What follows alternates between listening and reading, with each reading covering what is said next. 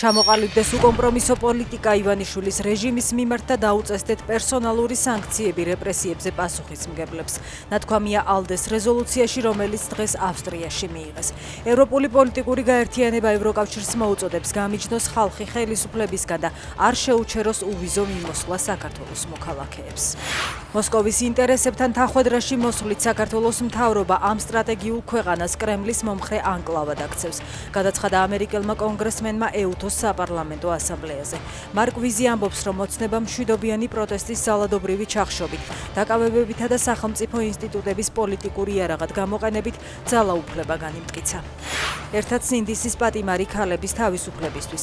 ამ სლოგანით შაბათის მარში დღეს სოლიდარობას უცხადებს ელენე ხოშტარიას, ნანა სანდერს, ანასტასია ზინოვკინასა და მზია ამაღლობელს.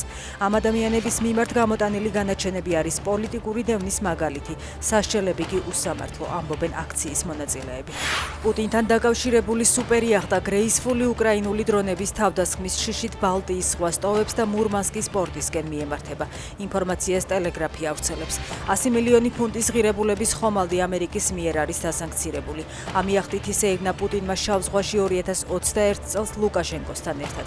გემის გადაადგილებას ნატოს სამხედრო საზღვაო ძალები აკონტროლებენ.